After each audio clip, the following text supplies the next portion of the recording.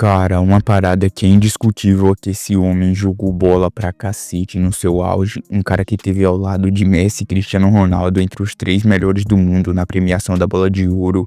O Fernando Torres, o mais conhecido como El Ninho Torres, merece ser lembrado por sua contribuição ao futebol. No seu auge, Fernando Torres foi sim o melhor centroavante do mundo.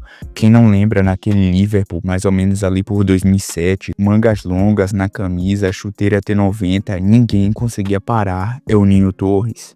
E bom, tu só não vai admitir isso, que ele estava a caminho de se tornar uma lenda eterna da Premier League após brilhar no Liverpool e colocar todo o campeonato inglês abaixo dos seus pés por 2 anos consecutivos, se tornando e sendo nomeado o melhor atacante do mundo. Mas de repente, mano, tudo desmoronou, um declínio absurdo do nada e ele nunca conseguiu desempenhar naquele nível.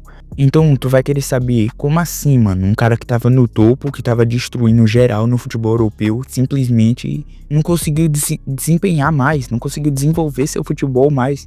Como isso aconteceu?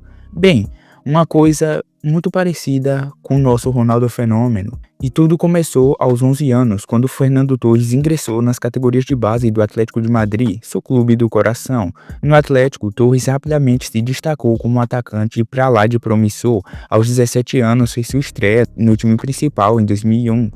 Ele era o símbolo de esperança para os torcedores do Atlético, que amavam a dedicação e paixão dele pelo clube. Em pouco tempo, Torres se tornou o capitão mais jovem da história do Atlético. E mesmo tão jovem, ele demonstrava maturidade e liderança. Com seus gols e habilidades, Torres ajudou o Atlético a se firmar na La Liga após o retorno da segunda divisão. Mas embora fosse uma estrela no Atlético, ele queria mais. Torres queria competir no mais alto nível, disputar títulos e jogar as maiores competições, coisa que naquela época o Atlético não conseguia lidar. Então em 2007 ele fez uma grande mudança na sua carreira, foi transferido ao Liverpool na Inglaterra por uma quantia recorde na época, desembolsando 36 milhões de euros para fechar com o centroavante espanhol. E cara, no Liverpool foi o auge dele de verdade, ele era rápido, técnico e um finalizador letal. Seu entrosamento com uma peça-chave do meio-campo dos Reds, o Steven Gerrard, foi lendário. Os dois formavam uma parceria que aterrorizava a defesa adversária. Torres marcou um gol após gol rapidamente, se tornando um dos melhores atacantes do planeta. Os torcedores do Liverpool o idolatravam e ele parecia retribuir tudo que recebia das arquibancadas, mas por trás do sucesso, algo não estava certo. Torres começou a sofrer com lesões. Essas lesões iam afetando não só sua consistência, mas a sua confiança em campo. Ele continuou a marcar gols, mas já não era tão dominante quanto antes. E então, em janeiro de 2011, aconteceu o impensável. Fernando Torres deixou o Liverpool para se juntar ao Chelsea. A transferência foi muito controversa. Muitos torcedores do Liverpool se sentiram furiosos, com um sentimento de traição. Mas você não pode alegar que isso foi uma má transferência para o Liverpool, porque recebeu 50 milhões de libras do Chelsea. Porém, no Chelsea, o Torres nunca conseguiu recuperar sua melhor forma. As lesões continuaram a assombrá-lo, sua confiança parecia destruída, e mesmo assim ele teve seus momentos no Chelsea. Marcou aquele gol histórico contra o Barcelona na Liga dos Campeões de 2012 e acabou conquistando aquela Liga dos Campeões e a Liga Europa com o clube, e sendo importantíssimo nesse processo. Não foi um jogador-chave, porque, lógico, você ia lembrar de vários outros, o Drogba, o Lampard, o Cech, o Terry, obviamente estão muito à frente do Fernando Torres, mas ele desempenhou seu papel para um título e, querendo ou não, um plantel campeão precisa de jogadores assim, precisa ser inchado mesmo.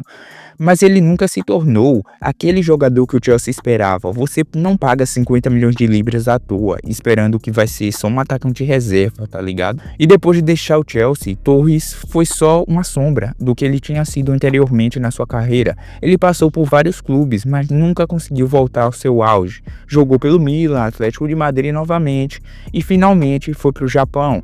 E em 2019 ele anuncia a sua aposentadoria de uma carreira que foi cheia de altos e baixos. Hoje, Torres é lembrado como uma lenda por alguns, mas como uma decepção por outras. E pra mim, cara, o Torres jogou demais. Se você pega ali pela Espanha, principalmente, só nas Eurocopas 2012 e 2008, o cara jogou um fino. Na Copa do Mundo 2010 não foi o auge dele, porque naquela seleção o Villa David Villa era mais artilheiro, jogou mais naquela Copa, pelo menos pela Espanha, mas o Torres desempenhou seu papel. Era um plantel muito bom da Espanha, e o Torres é um absurdo. E aqui eu sinto o que aconteceu com o Ronaldo Fenômeno acabou respingando no Torres, tá ligado? Um cara que era tão impossível de parar, que lidava com tanta mudança de movimento no seu jogo, que o corpo não aguentava, cara. O joelho não vai aguentar, as lesões vão aparecer.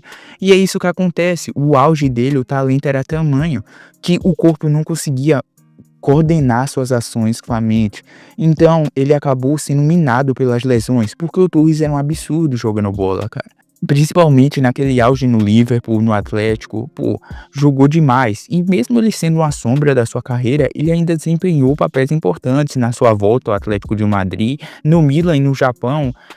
Bem, ele foi mais ou menos, realmente, não desempenhou o seu máximo, mas no Atlético ele até conseguiu ser uma peça importante pro elenco, para aquele veterano, aquele jogador que o Simeone conseguia confiar, conseguia passar um pingo de inspiração, sacou? Isso pra mim é querendo ou não importante, por mais que as lesões tenham minado a sua carreira, ele conseguiu desempenhar, ganhar títulos importantes, ganhou uma Champions, uma Europa League, uma Copa do Mundo, pô, qualquer jogador não queria ter esse currículo. Absurdo, cara. No entanto, o seu legado vai muito além desses títulos e dos próprios números dele. Ele inspirou milhões de fãs ao redor do mundo e provou que mesmo nas quedas, há glória em nunca desistir. E bem, esse foi o auge e declínio de Fernando Torres. Mas então, tu curte o vídeo? Tu concorda ou não com a minha opinião? Tu acha que o Torres poderia ter sido maior se não fosse as lesões, que ele chegaria em outro patamar pro futebol? Talvez jogasse em clubes até mais expressivos, fosse mais dominante como um centroavante, né? O que é que tu acha? Deixa o like e a inscrição, porque isso conta muito pro canal.